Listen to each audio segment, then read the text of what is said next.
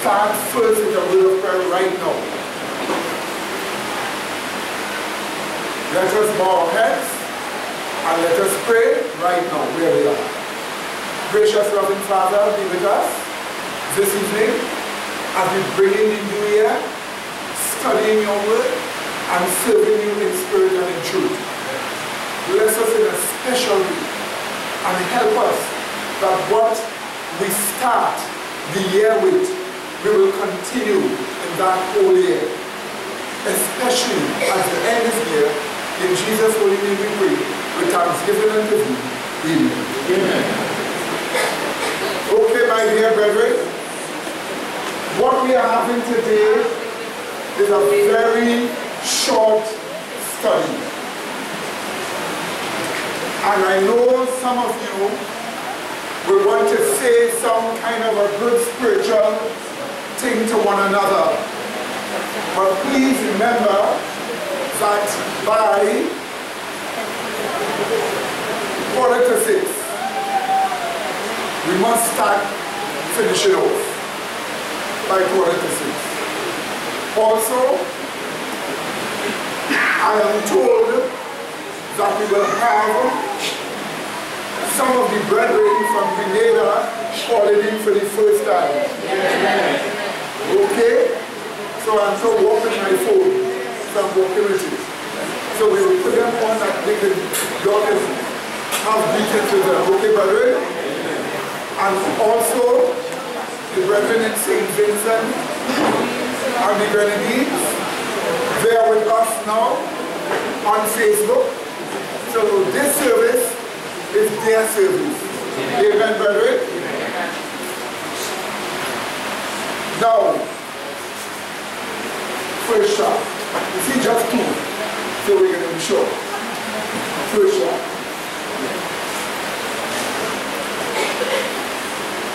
There are a lot of things going on in the world. We were just here on Sabbath discussing so much horrible things that happened. Yes. That between Sabbath to Monday, much more things have happened. But there's one significant thing I want to say to you, because this shows us what we have been saying over the years is true, and that something big is about to happen in 2019. We want to be sure that we are on the right side, that we are on the side of Christ, that we are walking in obedience to His commandments, that our hearts are completely changed and righteous indeed, really righteous, truly righteous. We want to be sure about that. So we need to make sure that we understand what are the positions we should hold by looking at the great controversy in a right way. We want to look at what has been happening in a simple way, in a way that all of us get the picture clear. We want to simplify the real issue, that a person could see what really has been going on. We are using 5 reflective questions to find out the whole issue, from the rebellion of Lucifer to when everything shall end. We want to use 5 questions, answer them simply from Scripture to show what has been going on. The world is getting worse and worse. We have shown you that the earth has cracked up so much that magma is coming through different parts. Even today in India, magma was just bleeding in the ground in a village with no volcano around. This clearly shows us how dangerous the land is now. But the thing I want to tell you that has been happening is this. Since Donald Trump came into power in 2016, he has cut taxes in America twice. He has removed many of the blocks that was implemented by Mr. Obama to cut businesses down. So he opened the way that the average person could have their own business. And because of that, unemployment fell in the United States more than any time back to 1974. Unemployment fell so low that it reached its lowest to 1974. So the economy was booming and growing.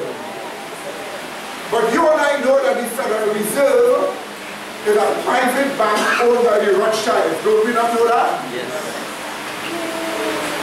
During the time when Obama was in power for 8 years, how much years? 8 years. The Federal Reserve raised the interest rates twice only for 8 years.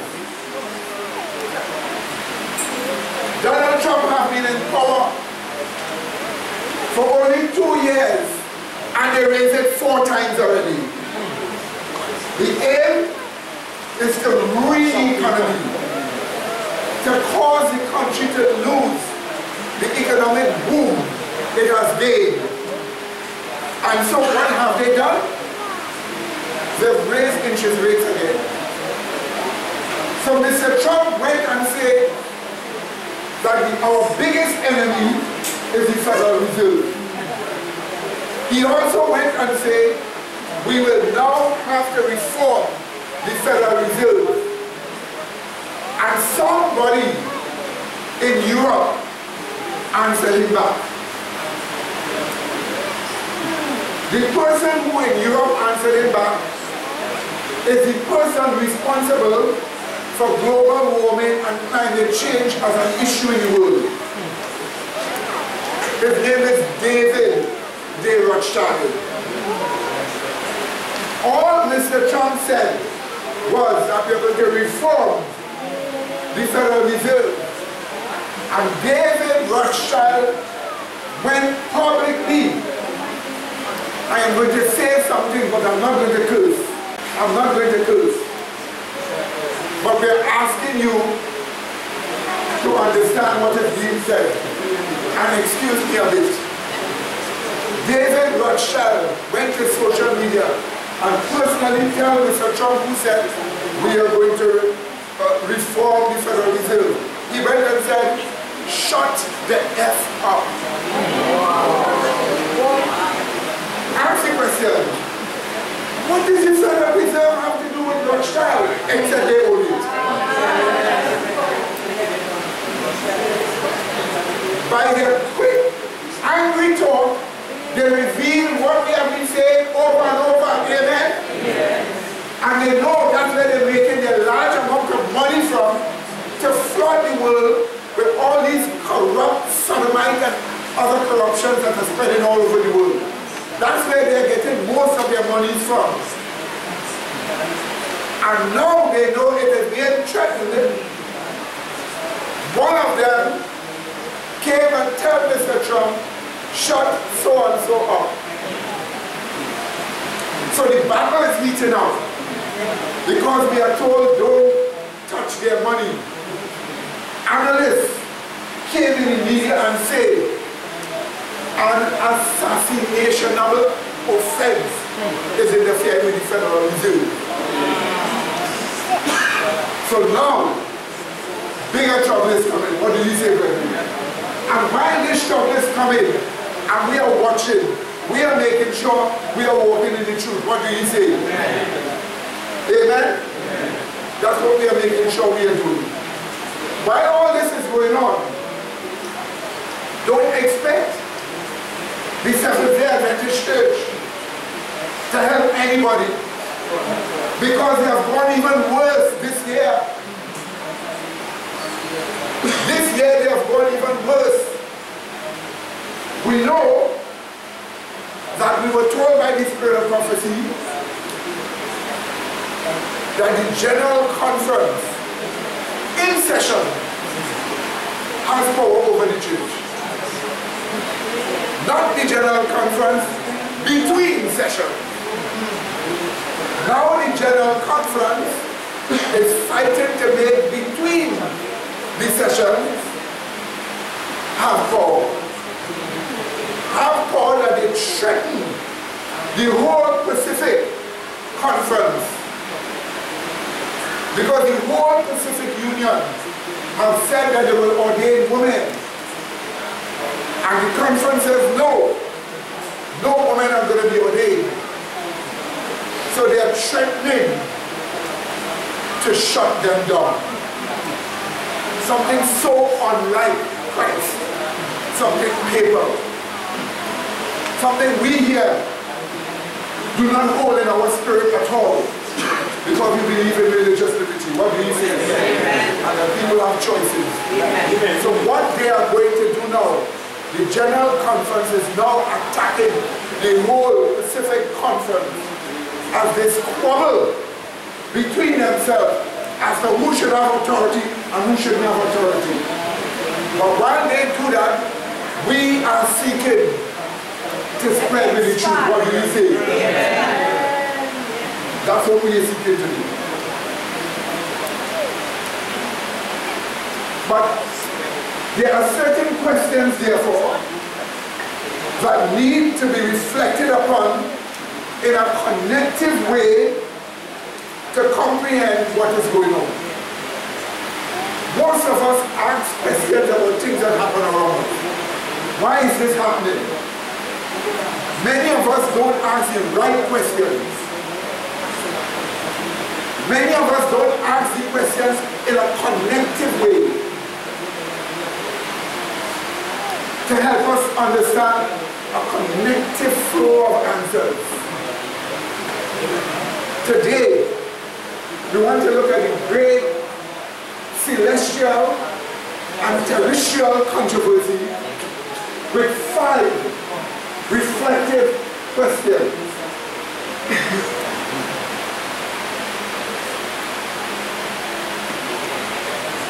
We first ask ourselves,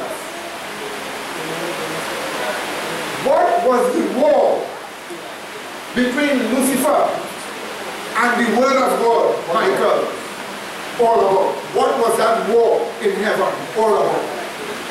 What was the war between Lucifer and the Word in heaven all about? If you understand what that war was all about, you will understand what the war is all about now.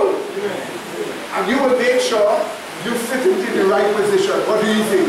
Amen. Next, the best question you can ask is, what was humanity created to do?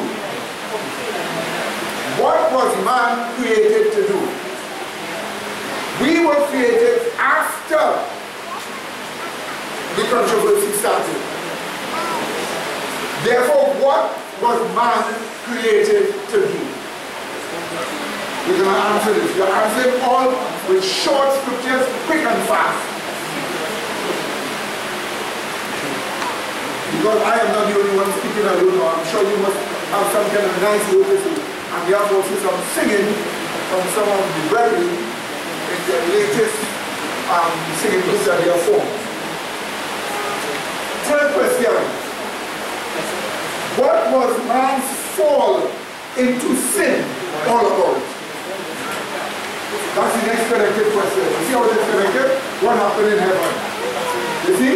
What was man created to do? Third point.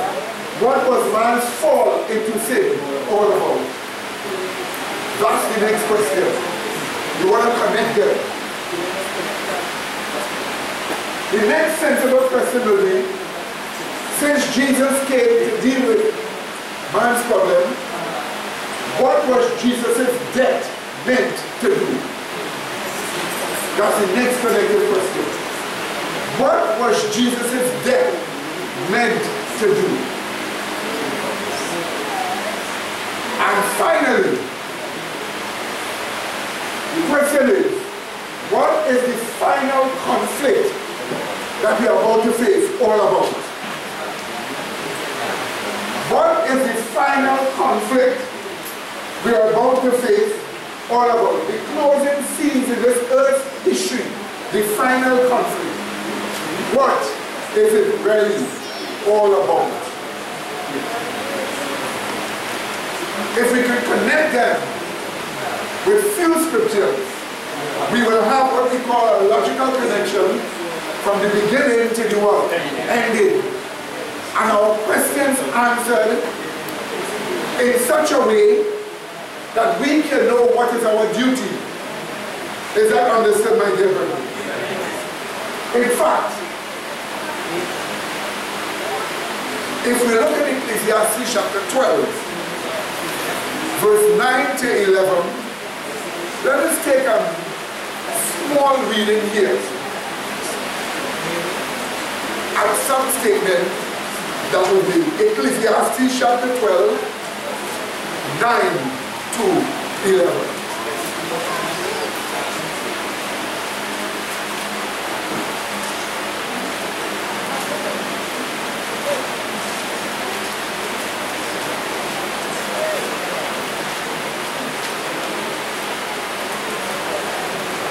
We read, observe this question that was asked before a final statement was made.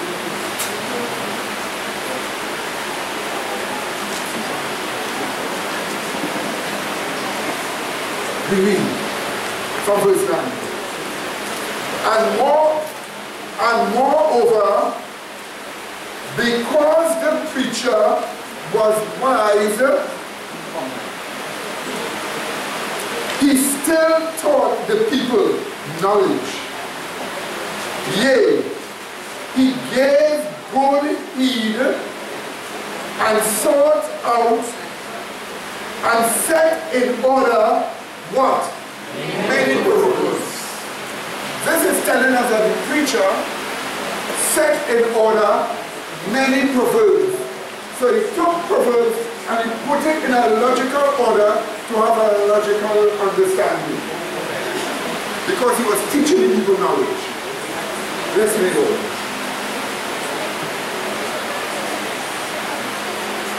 Verse 10.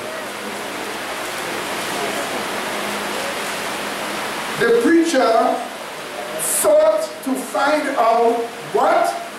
Acceptable words.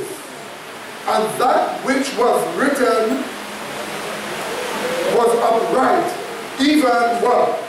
Words of truth. Did you see that? So not only did he put things in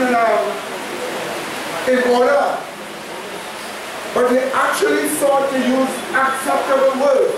Words that can make people understand. Did you get that clear? And that's what you have to learn to do in 2019. In 2019, you have to learn to talk in such a way to make people what? Understand. But in 2019, in your mind, somewhere there must be an organizing and a putting together of the truth. So systematic, so orderly, that when you stand up to preach, wherever you stand up to preach, people will understand simply. Amen. Then here's what the Bible tells us about the preacher's words once he got it right. Here's what we are told. We read. Verse 11. The words of the wise are as gold. Stop there. What is a gold? In the Middle East, with the extreme heat of the sun, golds was something that grew up with broad leaves. And people could get shade from the heating up of the sun, from the heat of the sun. They could get shade.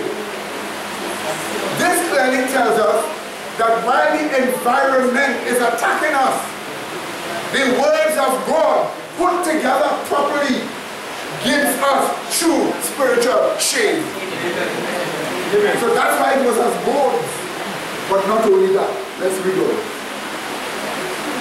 They told, the words of the wise was as gold and as nails fastened by the masters of assemblies which are given from one shepherd.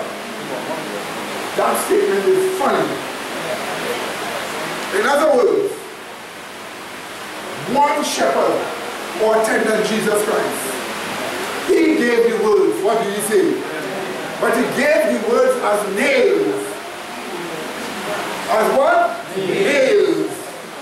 We are told to fasten, right, by the masters of assemblies. So the word of God is as a nail. And when you take that nail, those who are the masters of assembly, meaning those who learn the truth so well they can put it together, they are to take the word as what? Nails and what?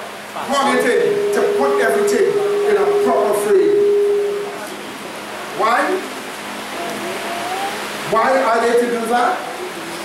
They are to do that because you want the word of God to protect people, to throw light in your eyes, to make you awake from the darkness that is all around us. But you want to be awake also from a lower grade of morality and go to a higher grade of what? Morality. Where you're bearing, where you carry yourself with spiritual dignity in self-denial for the sake of love to your fellow men and glorifying God. That's what you want to do. This is what you're supposed to do for 2019. Put the word of God together. Have the word of God as nails, fastening everything together. And what else are you doing? You are to make sure you preach the truth to people that came from one man, Christ Jesus himself. Amen? If Jesus didn't teach it, we don't want it. What do you think? Amen, brethren? Look at Luke chapter 1, 1 to 4. Luke chapter 1, 1 to 4.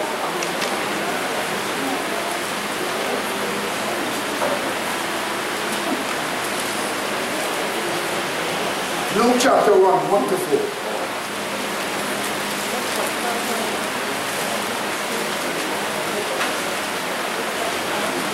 Luke chapter 1, 1 to 4.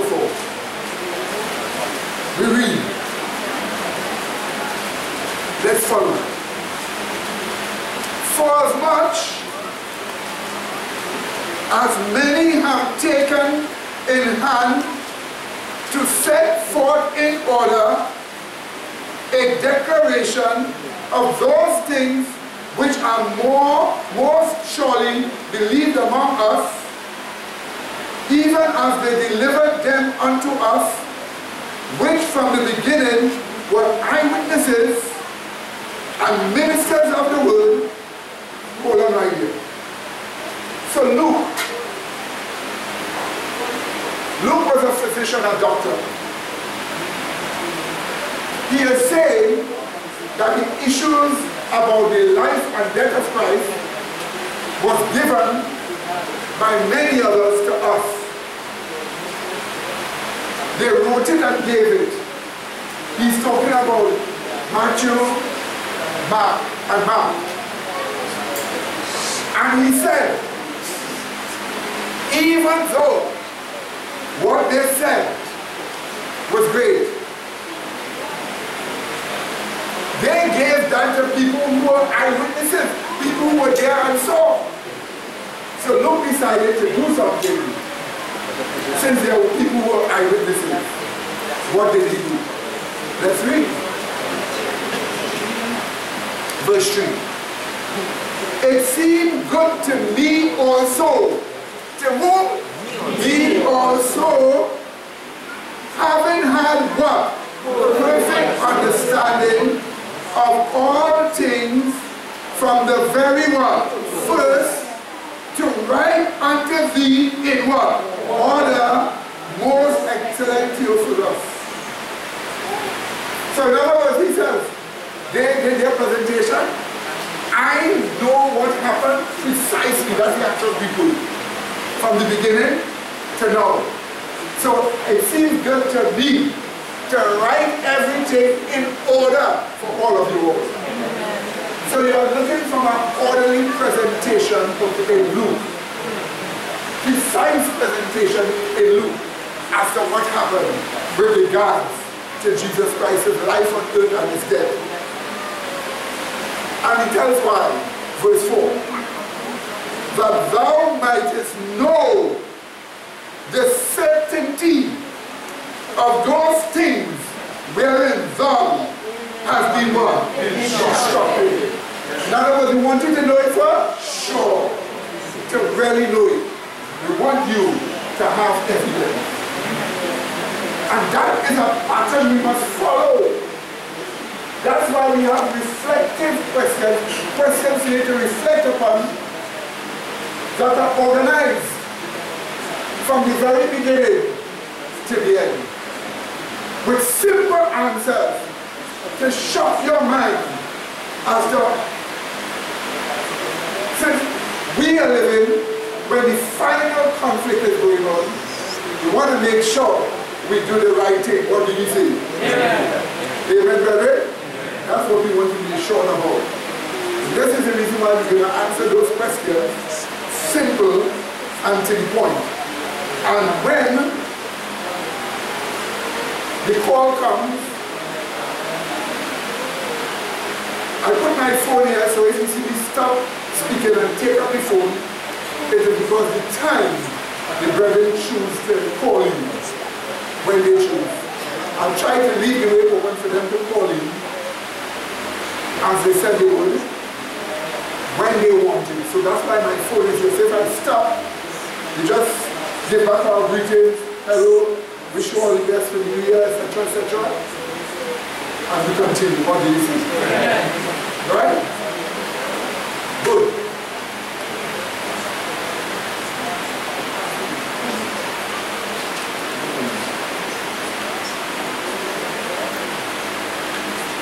Firstly,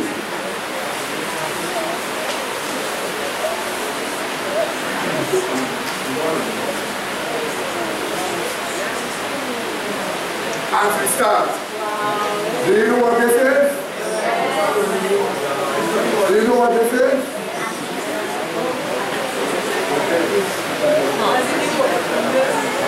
Our latest book with plenty ammunition for warfare. This thickness, we still have about 40 pages to put in. The name of it is Studies on Adventism's Evangelical Gospel. And this is the latest book. Our brethren in St. Vincent, see how much we can do incorporate. Our brethren in Trinidad, through the internet, have been working and organizing more than 730 pages. More than 730 pages. And this book gives you everything you want to know. Written in 3 different styles. Hear what I said? Written in 3 different styles for all to benefit. We give thanks to God for causing this to be produced. We have about probably 1 or 2 more weeks before this read copy is investigated, and then voila, you will be able to get your copies. What do you say? And when I tell you articles, when I tell you real beautiful truths put together here, with many new ones you have never seen and heard before. Amen, brethren? Tons of charts and drawings and so on. And the cover is a terrible cover. This creature here, this backlight creature, in mythology is called a cowl. C-O-W-L. A cowl is a symbol of death. Once you see a cowl up here, is death. These are the General Conference president and vice president fighting to stop terrible death coming upon themselves.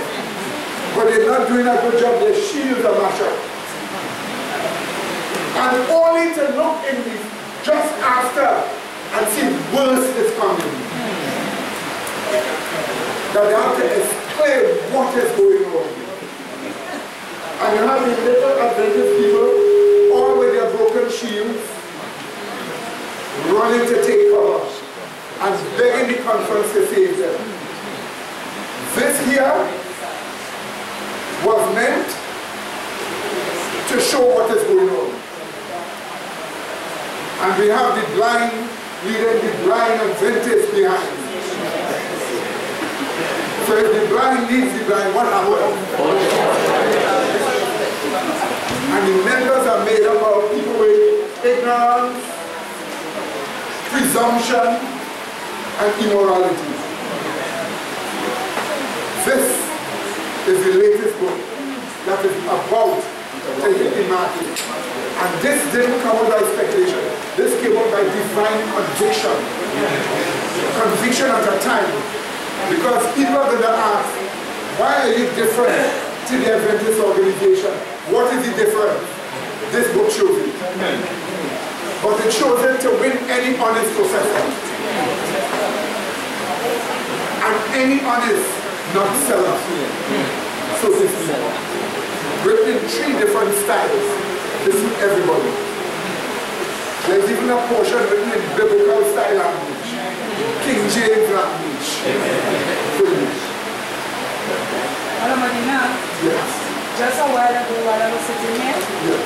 somebody called saying that they look at your program on Sunday. I was taking the read. And the person said, wait, this person sounded like the old-time Adventists.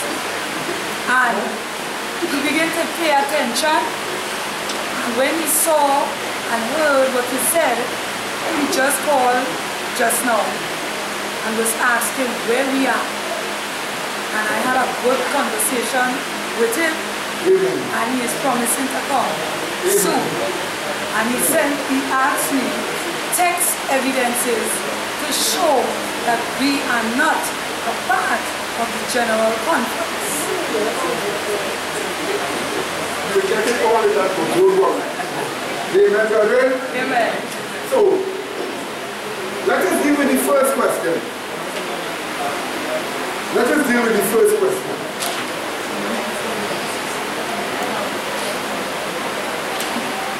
First question.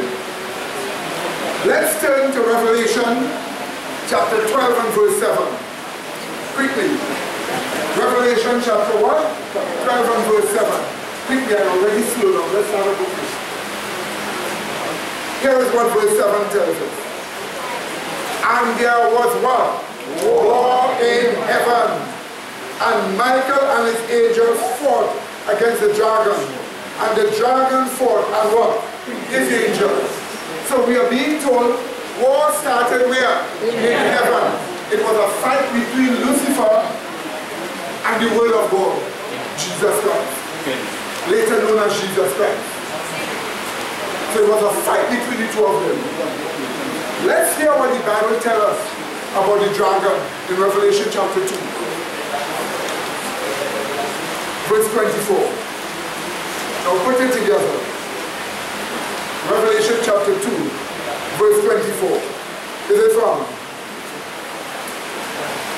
Observe. Hear what we are being told. But unto you I say, and unto the rest in Thyatira, as many as have not this doctrine. Did you see that? There's a particular doctrine that is being attacked. This doctrine. What is this doctrine? We go on. That have not this doctrine, and which have not known what? The depths of Satan as they speak. I will put on you none other burden. So we have to look for a doctrine that comes from the depths of Satan. Amen? We have to look for a doctrine that comes from the depths of Satan. That doctrine was what the war was all about. And we have to look for that doctrine that comes from the depths of Satan. What is the depths of Satan? The deepest you can go is your heart or your mind. What's in your mind? So when a person now wants to go and do evil, they conceive evil where? In their mind first, and then they do it. So if you want to find the deepest part of that evil, don't just look at the action, go to the mind. Amen? So let's look at Lucifer's mind. Isaiah chapter 14. Isaiah chapter 14. 12 to 14. Quickly. Isaiah chapter 14, 12 to 14. It tells us. 12 to 14. It tells us. How art thou fallen from heaven, O Lucifer, son of the morning? How art thou cut down to the ground, which didst weaken the nation? So Lucifer that weakened the nation will be cut down. Now we are being told why. Let's read on. For thou hast said where? In thy heart. That's the depths of Satan. So we go back to what happened where? In his mind. We read. For thou hast said where? In thine heart. I will ascend into heaven. Did you see that? Now he was in heaven, so he was expected to fly up and go there.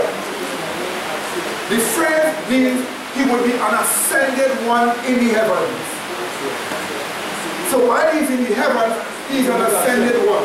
It implies somebody growing to a place where they were not before. An ascended one. Let's read on. I will ascend into the heaven. I will exalt my throne above the world, the stars of God. In the Bible, stars of God are used to symbolize what? Angels. So to exalt his throne above the world, stars of God, it means his ascent means he wanted to be more than an angel. So he was actually thinking that way in his heart. He wanted to be an ascended one, something more than an angel. Let's go on. I will sit also upon the mount of the congregation in the sides of the north. That phrase, the mount of the congregation in the sides of the north, is a symbol of the throne of God. So he's actually saying, I will sit on God's throne. Also, that's right. Also, that's right. Why would he also sit on God's throne? There were others sitting on that throne which will be brought to light later on in Revelation. The Father and the Lamb. So he wanted to sit there on the same throne. So we know the exaltation he wanted was to be God. Is that understood?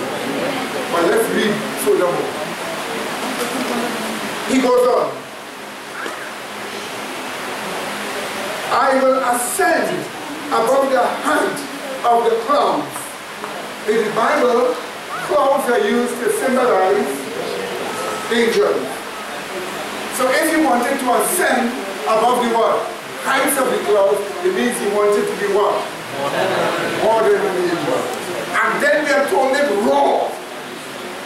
It ends raw. So we know what was in his heart. What did he say? I will be like the Most High.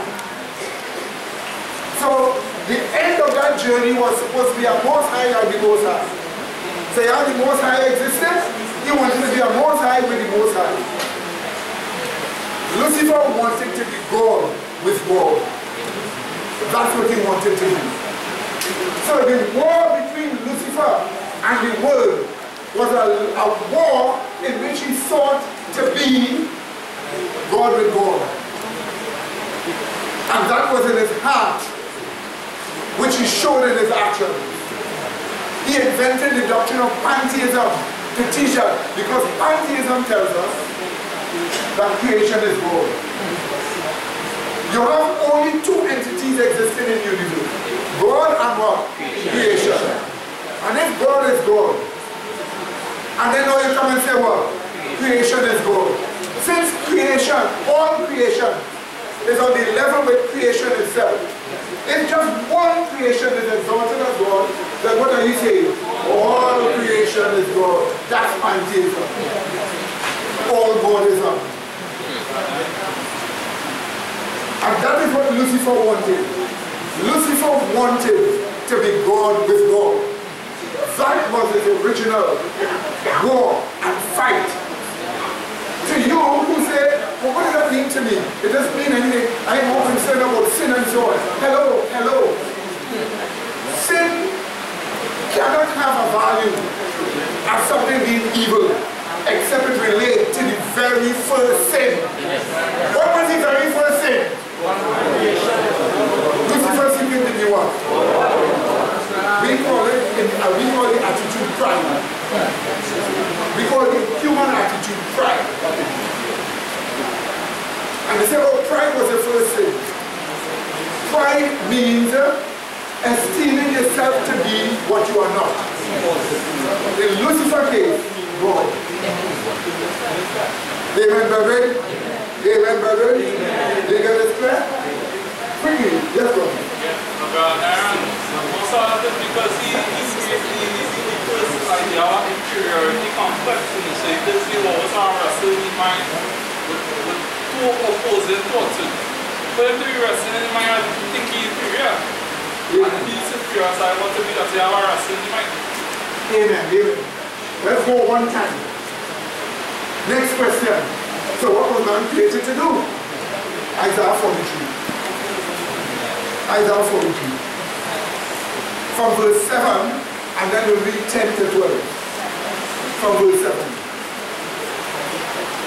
Isaiah 43, 7.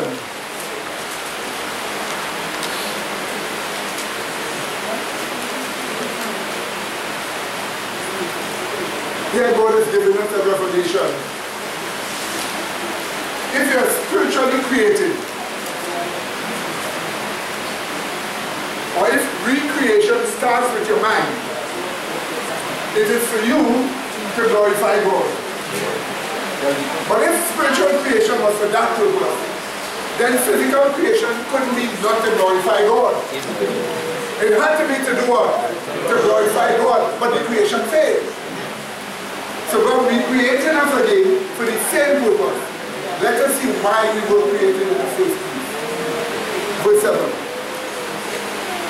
Everyone that is called by my name, for I have what? Created him for what? My glory. I have formed him, yea, I have made him. So God made something for his glory. For his glory. What is that glory that we were made for? It is explained. Let's go on. From verse 10. Read. Ye are my witnesses, said Yahweh. Did you see that? Amen. To do anything for God, you have to be a witness. Because God is not taking humanized ethics. Listen to me carefully again. Only if you are a witness for God, you can testify this one. Because if they don't have the experience, it will just be humanized ethics. And we are not made righteous by our works. And the works of man cannot glorify God by his ability. Amen? So here is what we are told. We read. Ye are my witnesses, saith Yahweh, And my servant whom I have what? My servant whom I have what? This is the next thing I get to. To give this testimony, you need to be a servant of God. It's not an orphan on things. It's somebody, a dedicated servant. And once you're a servant, and God choose you, then He can now work with you because you accept His calling to make you make that witness. Let's read it. Whom I have chosen, that you may know and believe me and understand that I am He. Did you see that? This means that when He chose you, He chose you to know Him and to believe Him. Amen, brethren? You see, the whole issue here about education is coming to know God. Because His mind was created to know God. When you see a young man rushing behind a woman so and say, look at how she looks, let me get that now. He is typifying her in his rationale as an ideal worth running for, vice versa. But once you typify the person as an ideal worth running for, that he will go against the truth for that, that person is your God. And if you tell it's your own feelings, or your own money, or a body next to you, you will transgress the law of God. For that thing becomes your God. Is that understood? That is why He says here again, that you may know and believe me and understand that I am He. Before me there was no God formed, neither shall there be what? In other words, I am God what? Alone. That's why you were created. You were created to show that God is God what? Alone. But how? It continues.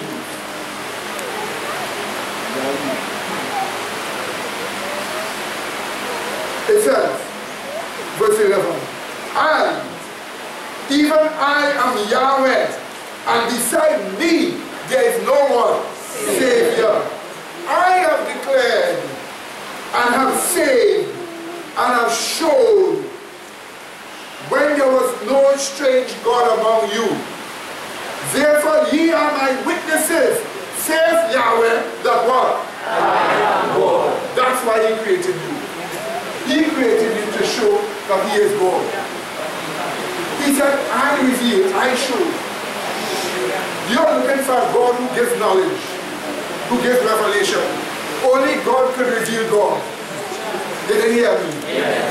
Only God could reveal God. If Jesus is a revelation of God, then Jesus Christ has to be who? God. Have you ever wondered why in Muslim countries they're not saying there is a law for blaspheming Allah, but for blaspheming Muhammad? Why do they say that?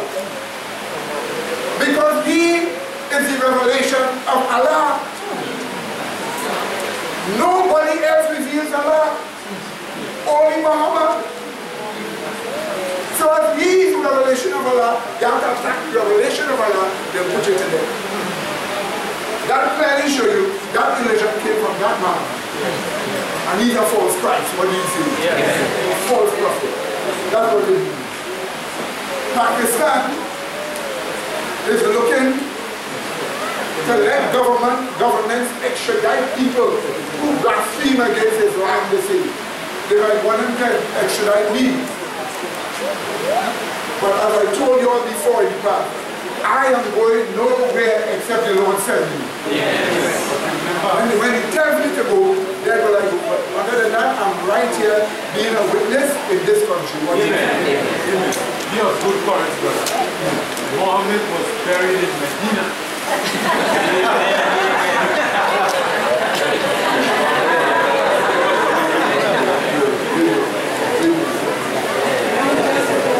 So we know why man was created, okay? He was created to exalt God to be God. So, if He was created for that purpose, what happened? What was man's fall into sin all about? Somebody said, well, man fell into sin.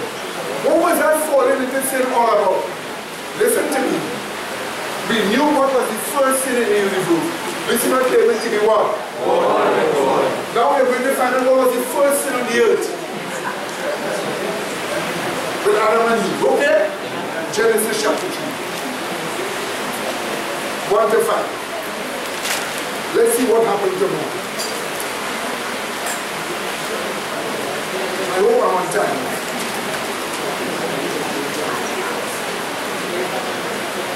Genesis 3, 1 to 5. Have you found it?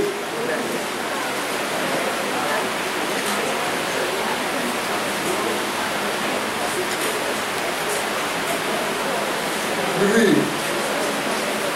Now the serpent was more subtle than any beast of the field which Yahweh God had made. And he said unto the woman, Yea, hath God said, You shall not eat of every tree of the garden? And the woman said unto the serpent, We may eat of the fruit of the trees of the garden, but of the fruit of the tree which is in the midst of the garden, God has said, You shall not eat of it, neither shall you touch it, lest you die. Read. And the serpent said unto the woman, Ye shall not surely die, for God doth know that in the day you eat thereof, then your eyes shall be opened, and you shall be as God. Good and evil. The word is Elohim there. It shall be as God, knowing good and evil. So what kind of temptation came to man when he fell? Temptation to be what? As God. To be what? God with God. Although it was spiced with a different situation, eat of the fruit. Your consciousness will become alternated. And you shall wake up and find that you are as God. You understand? How do you know? You know good and evil. That was the flavor. But forget the flavor. The flavor is not the thing. The thing is the same deception that Lucifer had in heaven.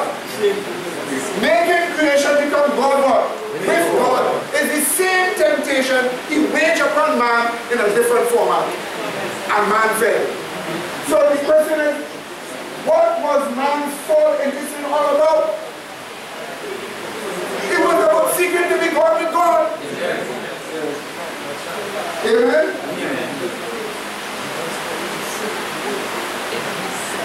And I can tell you, there are many people seeking to be God with God. What do you think the Chinese social system is all about? The Chinese have implemented a system called social credit system. The nation is a rotten nation. They really need Christ. The leaders are wicked people. You tell a guy, come, we're going to be showing you a place. This place we're going to be showing you is going to help you put things right and so on. The Chinese guy goes, not knowing he's walking into a concentration camp. They take him from his family. His family is alone. He is sent into this concentration camp and made and put to make products by force with thousands and thousands and thousands of workers in this camp. His wife cannot talk to him. He hasn't seen him in years, and he better work, or else somebody in the house might be buying his organs. So people did some research and found that some of the clothes you have been buying in the United States were made by people enslaved in concentration camp in China.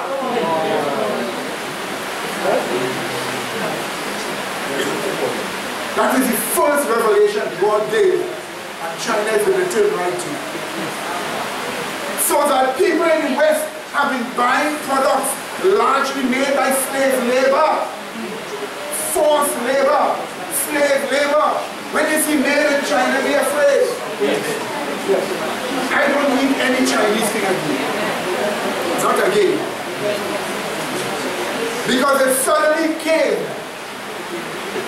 to be understood that Chinese noodles do not digest in your body. They do not. Once they are made in China, it does not digest in your body. You might as well stop using it now. You hear that? Stop using it. In 2019, do not use food like Chinese noodles. Because it will damage your health. And watch what you buy from them. Are you listening to me? Are you listening to me? I am not afraid and I am not ashamed. You can take it and say what I want to say with it. The truth will still spread here. What do you say?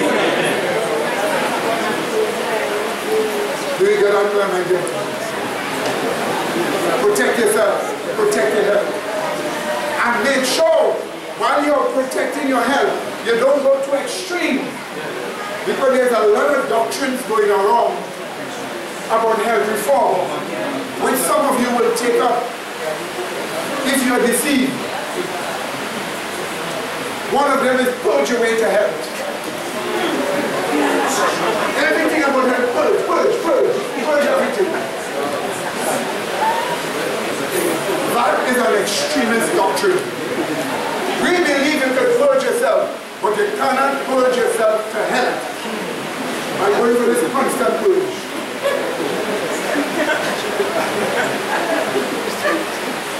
Then they have to put back in friendly bacteria because the purge destroyed the friendly bacteria. And some of you to put in friendly bacteria have to resort to rotten things. There's a lot of extremities in health reform going on. You have to be careful. So, Brother Medina, what did you eat for breakfast or for your lunch? Nice plate of big tomatoes. It's not tomatoes. One tomato.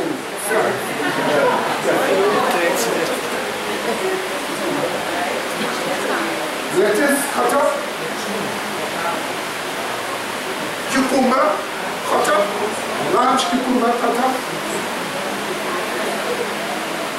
Just take the parsley, just cut off the end and put the strings of parsley in the plate.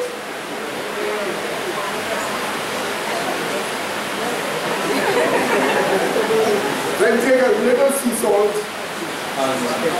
sprinkle it around, and take some olive oil, cold pressed olive oil. Sprinkle it here. Take your fork, say your prayers, and start well. But not Chinese noodles.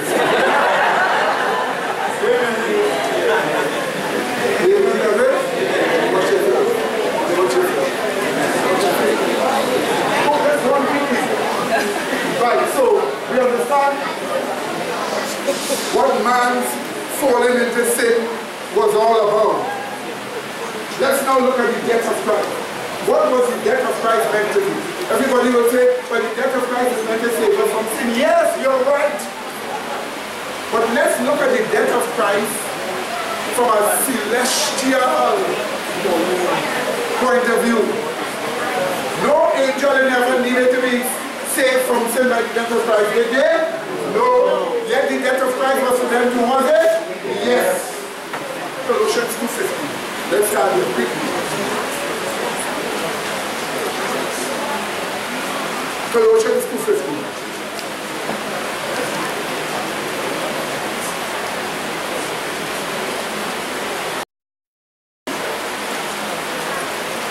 Colossians 2:50.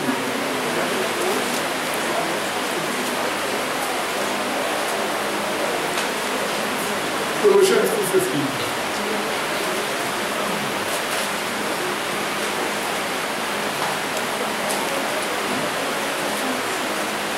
Okay.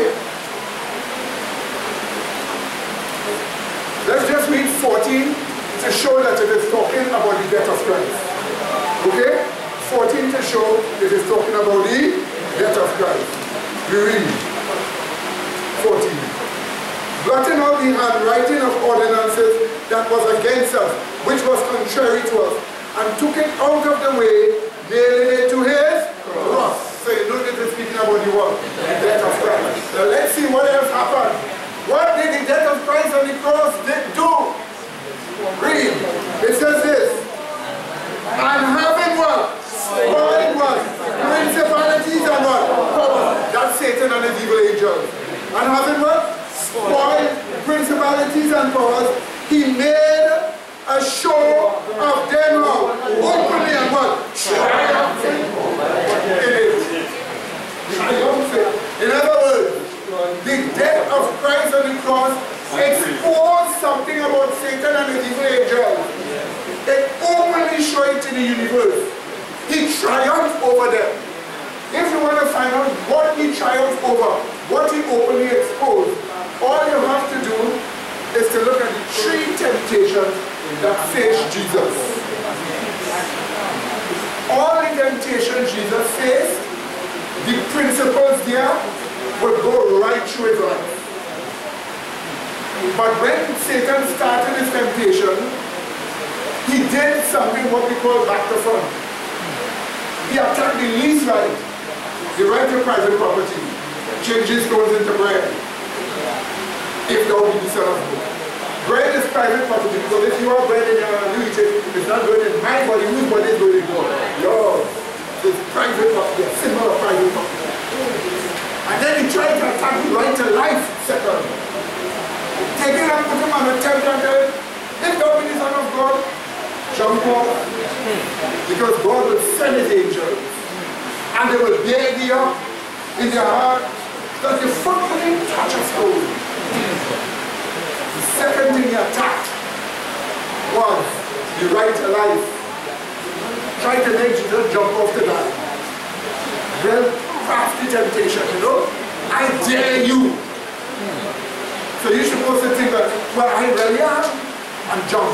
And when you jump in to prove it to him, it's not going to tell you to jump. What do you expect to happen? So let's turn to Matthew 4 and see the real temptation. The real temptation. Matthew 4, 8 and 9. Matthew 4, 8 and 9. Let's look at it. This is what he triumphed over.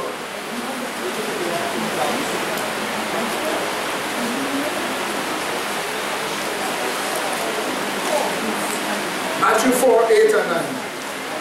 Again, the devil taketh him up into an exceeding high mountain, and showing the kingdoms of the world and the glory of them.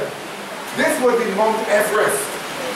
The exceeding high mountain. From this mountain, you can see the kingdoms to the east, the kingdoms to the south, the kingdom to the west, and the few icy kingdoms to the north at that time. So do his miracle, make sure Jesus was on that mountain, and as Jesus is there, he tell him what you came to. And he used what we call magnified vision, which is a thing that even the sunlight could do to make you see very far.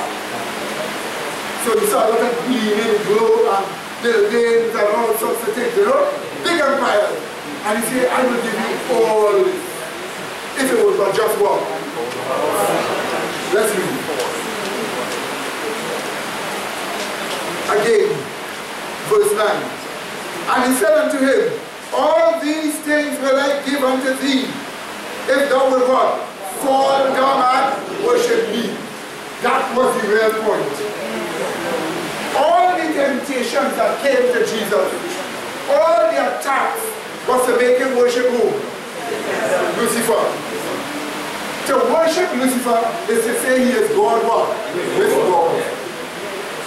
And Jesus answered him, get thee hence, Satan. Thou shalt worship what? Yahweh thy God. And he had something. And what? In what? Only. In what? Only shall thou what? You see, Jesus actually taught the things we are teaching now as a church. That God is God what? Alone. Amen, brethren?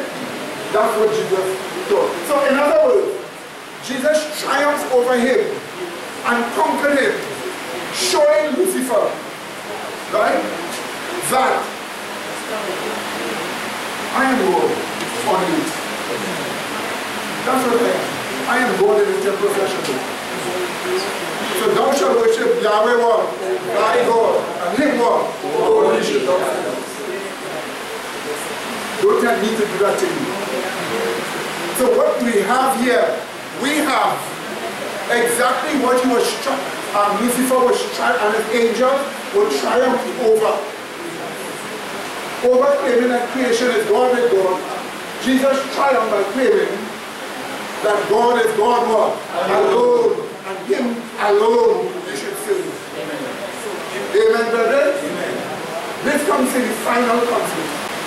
In the closing scenes of this earth issue, Revelation 14, the mark of the beast is going to be enforced. But the mark of the beast is not the real issue. The issue is, why is the mark of the beast being enforced? To do what? For what purpose? That is it. Why the mark of the beast? What's so wrong with it? Let's just look at something. Revelation 14:19. Watch it. This is the message that we are supposed to be in on the third angel. Let's read it. Revelation 14:19. And the third angel followed them, saying with a loud voice, if any man worship what? The beast and his image, and receive his mark where? In his forehead, or in his what? Hand. Why is it that tell us worship the beast and his image, and then receive the mark of the beast? When we are told in other places, when you receive the mark of the beast, you'll be worshiping what? The beast and his image. This scripture tells us what is prior. The worship of the beast and his what? Image. Sure, receiving the mark of the beast. You will see it in our. Let's read it. It goes on.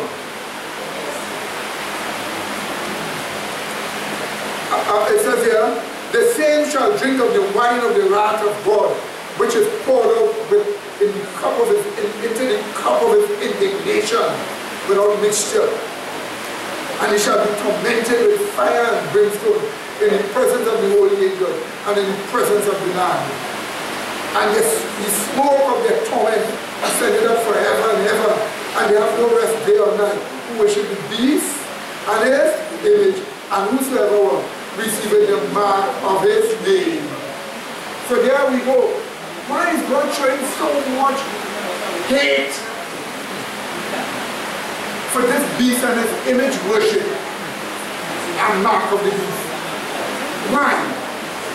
That he's going to show all his thunders, no rest day or night during the year of the plagues. Smoke of their torment and set it up forever and ever. Forever it will be seen that they are destroyed. Why? His wrath without mixture of mercy, the seventh final plague. Why all that trek? 19:20. Revelation 19:20.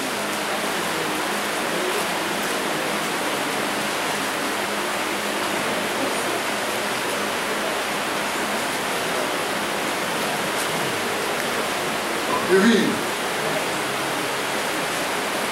And the beast was taken, and with him the false prophet that wrought miracles before him, with which he deceived. Notice this, with which he did what? Deceived them, go ahead, that have received what? The mark of the beast, and them that what? Worship the image. You see the point? They say, I didn't receive the what? Mark of the beast to worship the image. But you must be deceived to do that. What is going to happen here? We are clearly being told the issue is worshiping the beast and his what? Image. True receiving his what? Mark. That's the final conflict, what will be taking place. But why? What's wrong with that? What's worshiping the beast and his image. Revelation 15:10. 1 to 4. 1 to 4.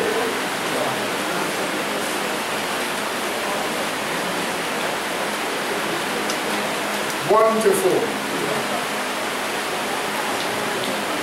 We read, and I stood upon the sand of the sea, and saw a beast rise up out of the sea, having 7 heads and what? 10 horns. Now of course the horns are the nations of Europe, right? And upon his horns 10 crowns. The time he arises, there's kingship in Europe. And upon his heads the name of what? Blasphemy. The beast which I saw was like unto a what? Leopard. The leopard symbolizes Greece. Philosophy from Greece make up this power. And his feet are the feet of a what? Yeah. There is the Persia. The violence of the Persia is what he would use. And his mouth as the mouth of what? A lion. Lion is Babylon. The boasting of Babylon is what you will say. Great Nebuchadnezzar. Kingdom built from my glory, the mouth of the lion, boasted. So this power takes various traits from nations before you. It goes on.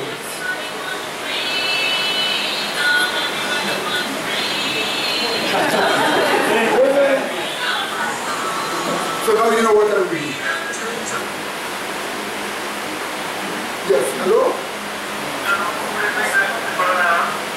Grace and peace, my dear brother. The whole church is hearing you. The whole church is hearing you.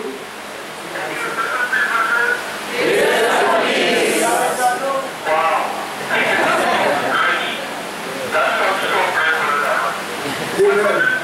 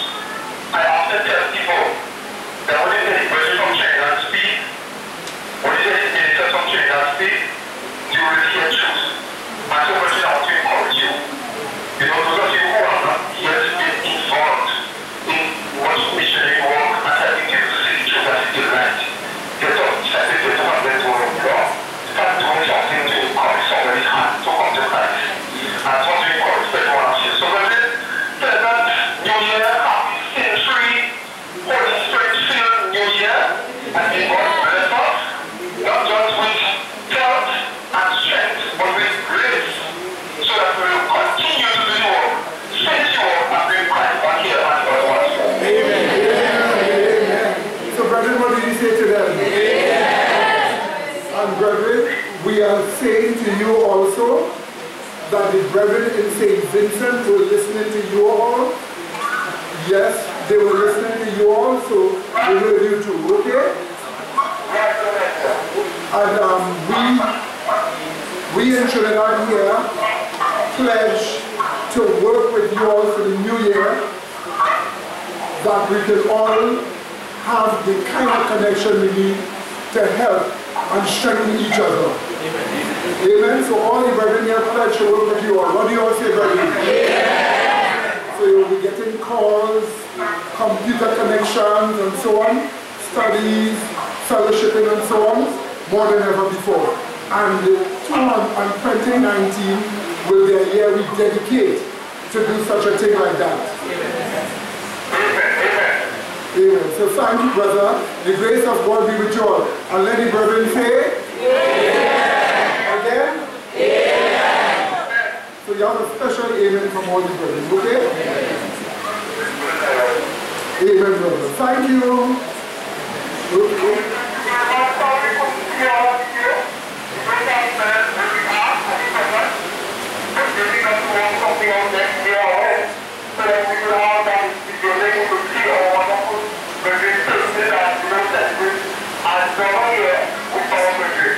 Amen. We will, brother, have the video links once in a while, like every month or so on with you all, and we will work on all of that, okay?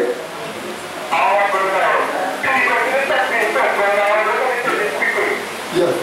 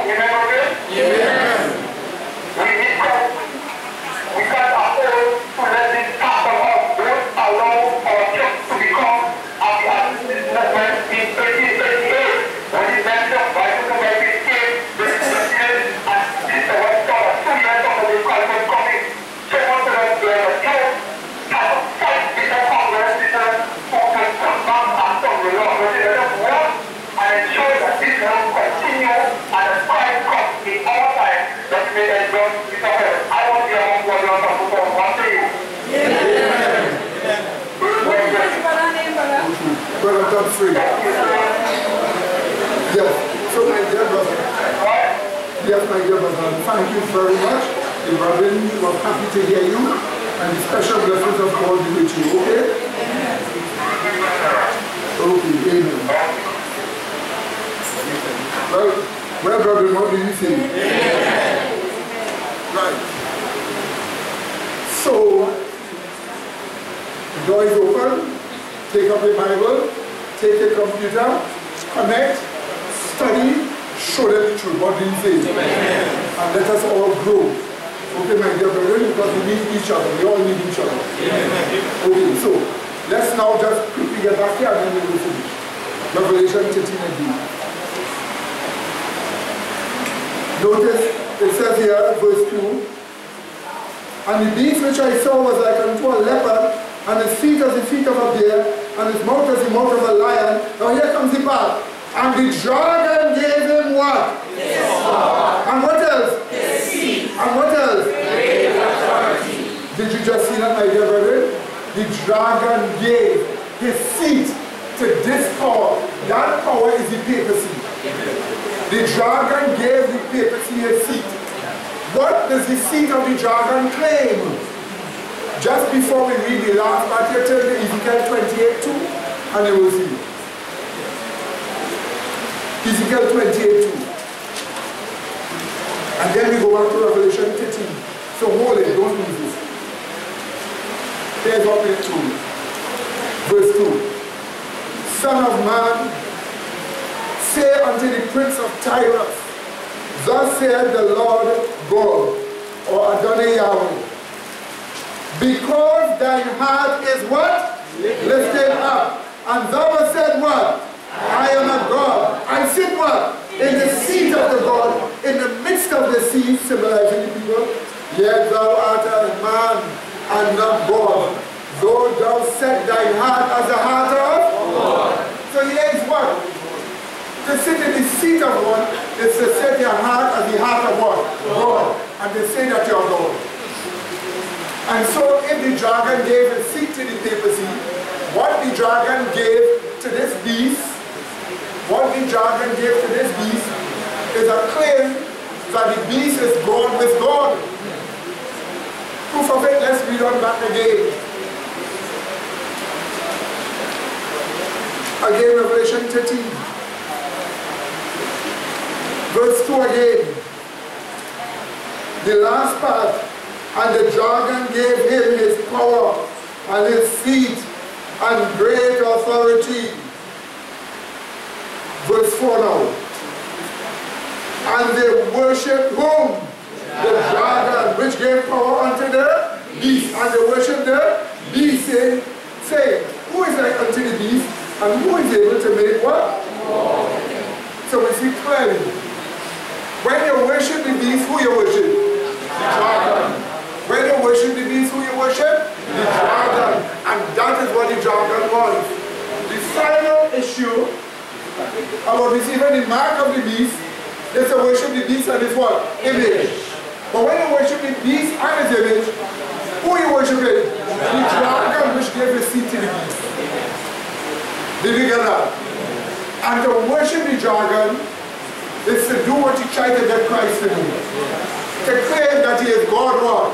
With God. So the final issue, the final conflict is where the world will be forced to claim that Lucifer is God with God indeed. The world will be forced to claim that. And forced to claim it to a false Sabbath. That's the reason why you must have next up the real true Sabbath. Amen. That's why you must have what? The real true Sabbath. You see, watch me. Watch. I could put the word quintessence. The word quintessence means pure essence. It's a phrase that means you've come upon the real thing, the real heart of the thing. So when you hear the pure essence of the issue, what is the pure essence of the issue? The pure essence of the issue is what? Lucifer claims to what? The God with God in what? And God's people is to claim him and that God is God alone. That's the pure essence. Welcome, my dear sister. You come and say, right now.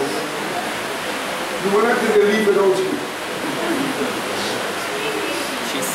So you see, my dear brethren, the pure essence of the issue is Lucifer claiming to be God with God in various ways.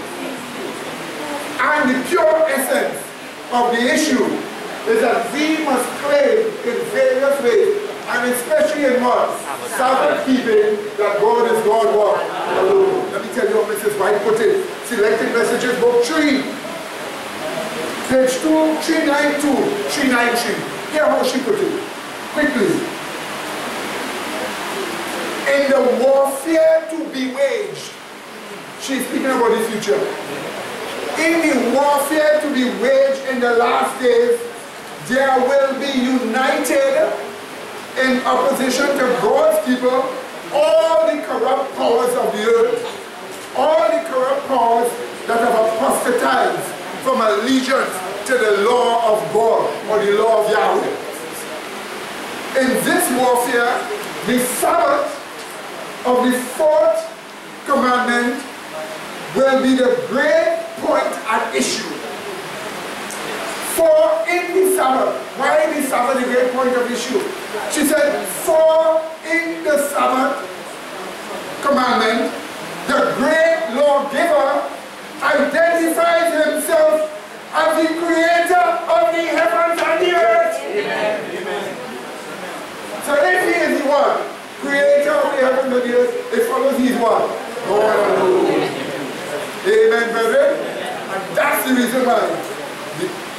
issue comes with the Sabbath.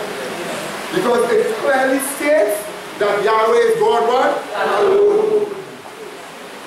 Did you get that clear, my dear brethren? Listen to this. Let me read one more quotation.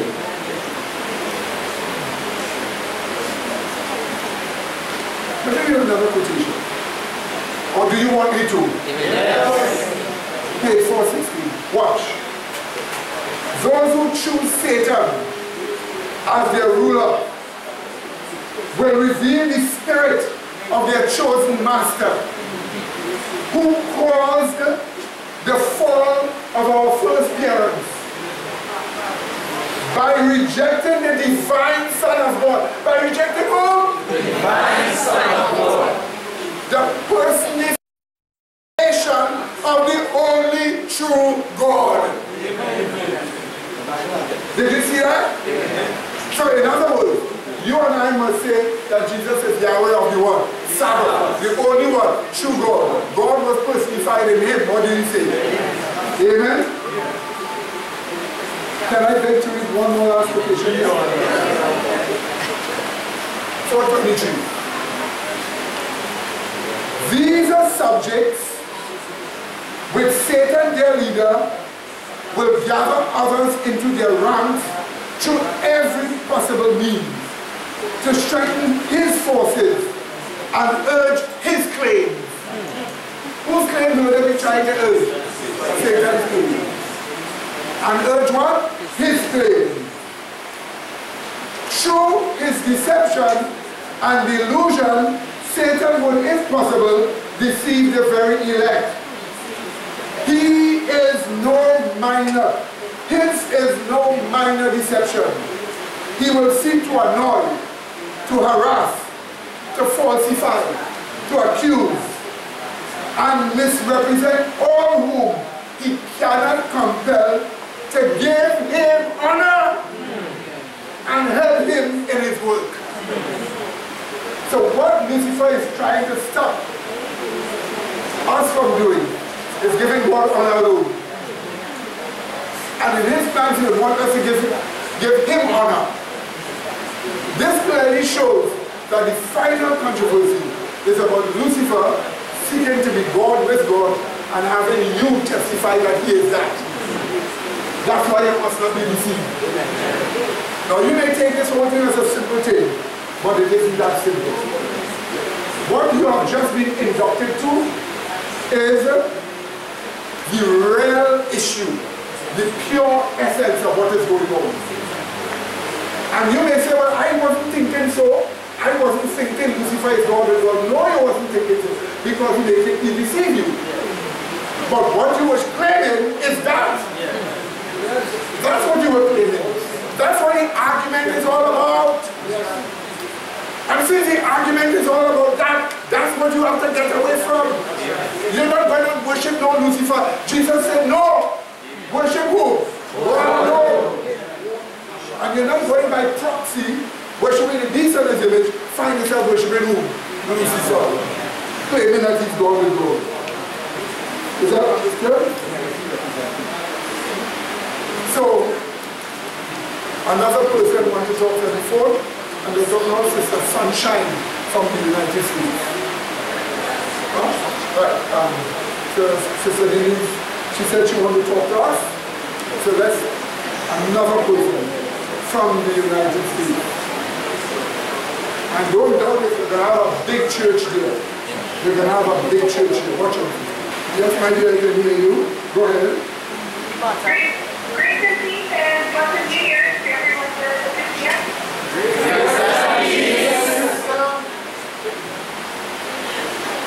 Go ahead, talk right here. Oh, I'm sorry. I just want to wish grace and peace and happy New Year. Amen, amen. And what do you all wish for this sister? What do you say?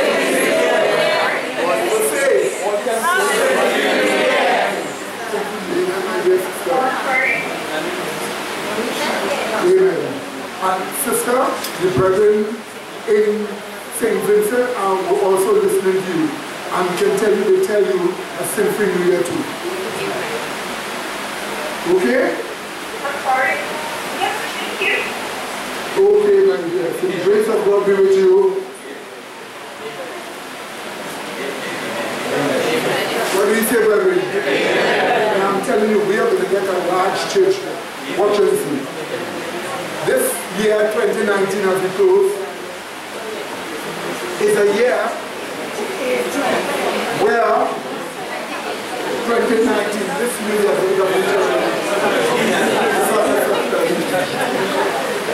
is a year where you want to make sure that you've given up all wrong for the sake of love to God and love to your fellow men. What did he say? Yeah. You want to be a true Thusian. Remember, Thusian is not a new religion. The greatest Thusian in the world was Jesus Christ. Amen. And we are just being what he is. Amen. Amen. We must grow in grace and in the knowledge of our Lord and Savior, Jesus Christ. Here is a final warning from Mrs. White to all of us here. I said all of us here. This is serious. Here is what she tells us. Page 407 of the same book. She said, I quote, as we near the close of this earth's history, as we what? Near the close of this earth's history, we advance more and more rapidly in Christian growth. Amen. You didn't pick that one up? Yes. You're supposed to advance more and more rapidly in Christian growth. That's why I'm trying to tell you. Let me read the whole quotation first, then I'll say what I have to say. She goes on. As we near the close of this earth's history, we advance more and more rapidly in Christian growth. Or we retrograde just as decidedly. So this is the time they either grow fast or die fast. Are you hearing me? Yes. And do you know why? I dare anybody show any church anywhere, including any Laodicean church, that has teachers like this one. This didn't come by chance. This is the work of God. Its fruits is unto what? Holiness. This is the work of God. Let me tell you something here. We should be thankful. Let me say this to you. Sometimes we listen in excitement, and sometimes we listen with subtle rationalization.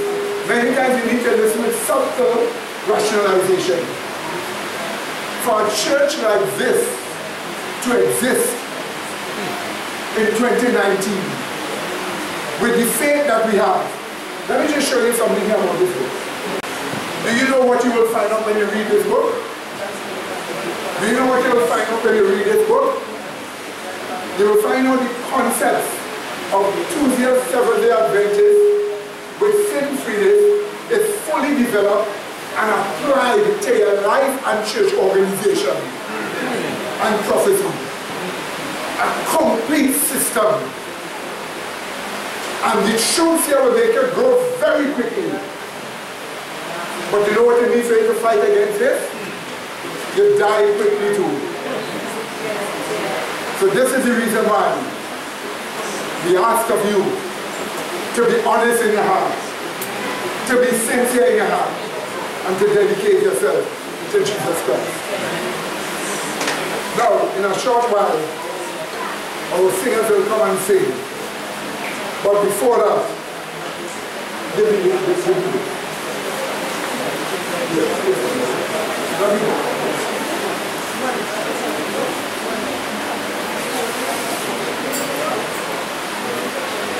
In this church, we have a habit of great writers.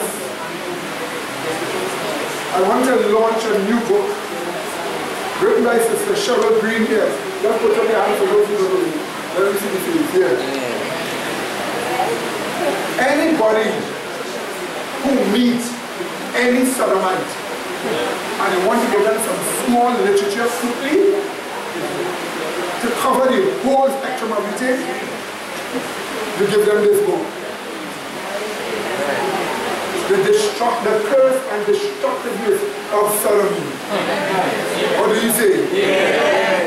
This is a book to deal with sodomites, to deal with people who are contemplating whether it's sodomite, genderism. This book covers everything, plus a couple more chapters dealing with studies to find out the truth. Written by you. Now we could make many copies. We have about 40 copies here. Some of them have the color cover. Some of them are just black and white. You leave Sister Linda this black and white copy, that she will use it to make more copies for others who want. And the rest here will be given out. I don't know how to do it. Okay? I'm going to start from here.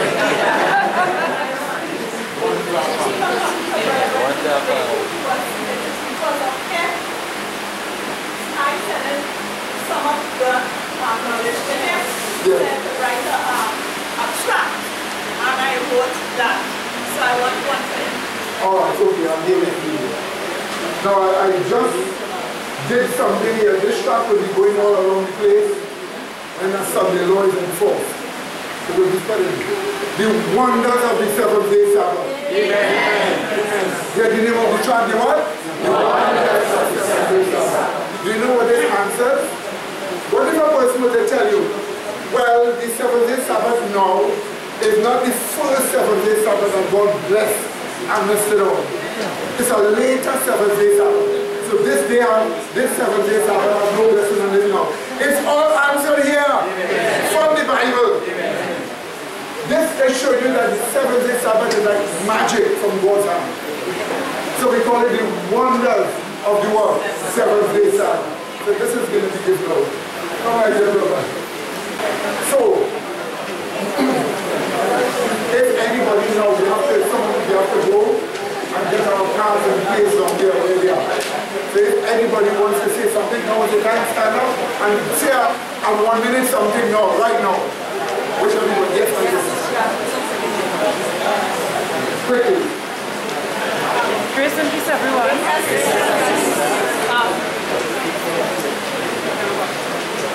Grace and peace again. In all of my life, right, I've never had the opportunity to come to service Holiest Night. Because my family has a tradition where Holiest Night, we, since I'm a baby, you can see, sit together and pray and bring it in the year. So when Brother Medina said we're going to have service Holiest Night, I was like, oh God, nah. I don't know how I'm going to do this. You know, but I have been praying and asking God to answer some questions to me, and this is what it is answered. So I can stand here and say what? Yahweh Gadol. Amen. Anybody else want to say something quickly?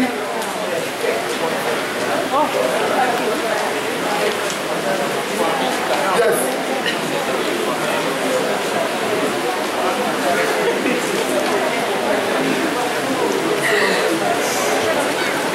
Grace and peace, brethren. I just want to say that thank God that I have made it through to see the end of 2018 and the beginning of 2019. I'm not feeling very strong because my voice sounding kind of weak, but this is how I sound. As I go on this, slowly but surely, I will be okay by this. Slowly but surely, I will be okay. So let's pray for the brethren.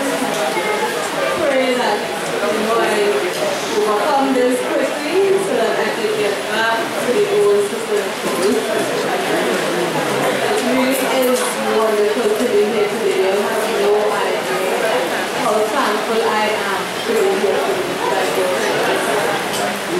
And let's remember that within whatever may be happening, whatever you may be going through, remember that we are never alone. And it is a miracle by God and I believe that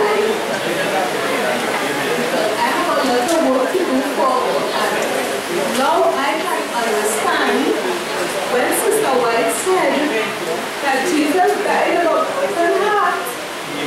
What he went through, because I just had a mild heart attack, and the kind of pain that I went through in my heart, in the organ itself, now I can truly at least slightly understand what Jesus went through for us.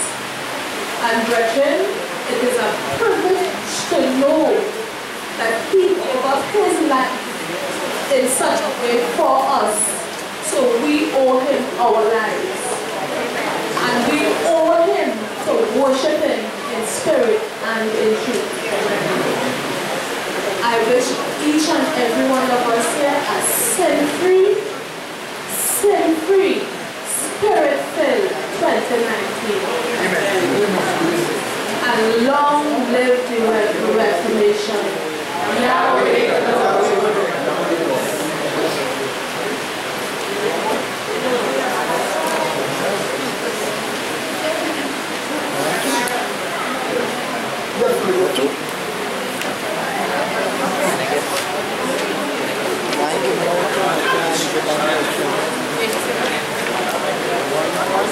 In the meanwhile, all the singers go here because you have to go to that place before it closes. All the singers time to walk. Alright, amen. Brethren, grace and peace again.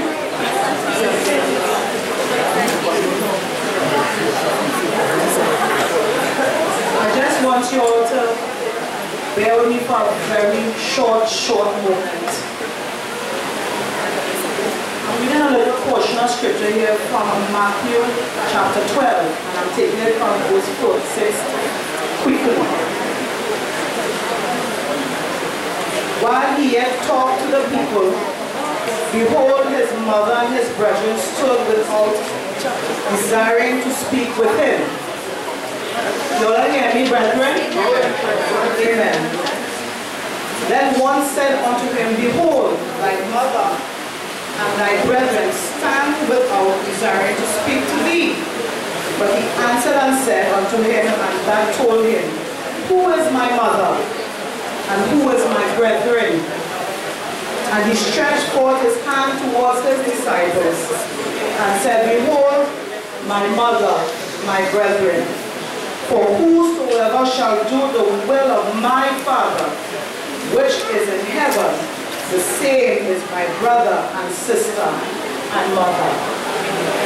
I came here in April of this year, and thanks be to God, I could finally say I have been able and privileged to fellowship with my true brethren and sister and family by extension. I'm truly grateful to have met each and every single one of you, because each one, male, female, adult and child, has encouraged me in doing the will of my Heavenly Father. I pray, God, that you will continue to have a sin-free year in 2019, and again, long live the Reformation.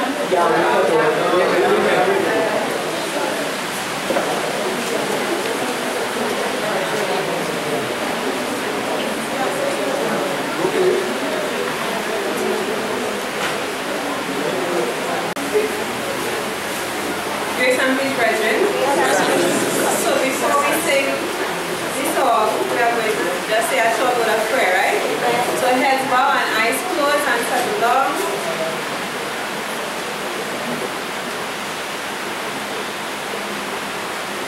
Our Father, which art in heaven, as we come before your throne of grace, we thank you for another year, an opportunity to glorify you as God alone and unite us, brethren, to finish you.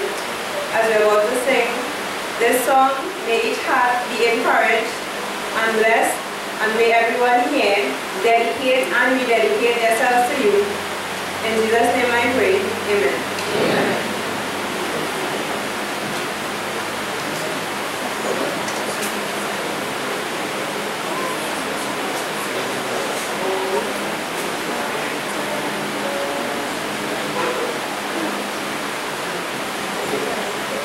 Softly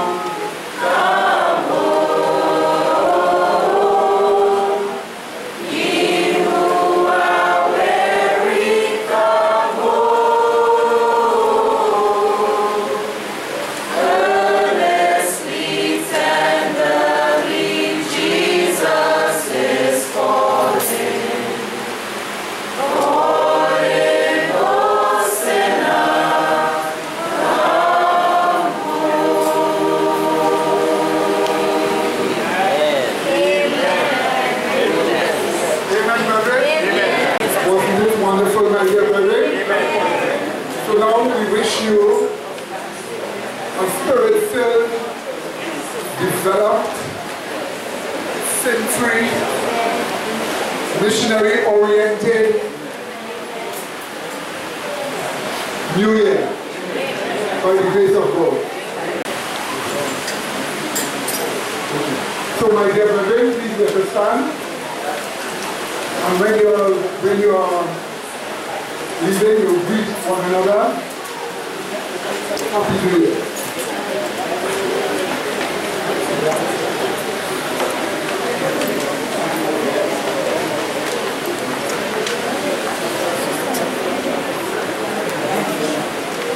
Okay, my dear brethren, let us have our closing prayer. Let us pray. Gracious loving Father, we thank you for this new year that has met us in Christ Jesus. We ask of you to please help us to be in Christ Jesus for the whole of 2019. May we gain victory over our sins and decide in our minds where we are going. May we be extra careful to reflect the character of Christ and to show in our human personality traits, the personality traits that was in the Son of Man. So bless us with success for the new year. We dedicate ourselves to you, dedicate ourselves to working with each other and to dealing with ourselves. Please help us to be serious about this matter and to truly be dedicated about this matter. We thank you for your great love towards us. And we thank you for all the blessings and successes of 2018. But do protect us in 2019 when a lot of evil and destruction is taking place in the land. May we be protected because we have Christ in us, the hope of glory. Thank you, Father, for hearing us and blessing us. So this new year, right now, through Christ our Savior. Amen.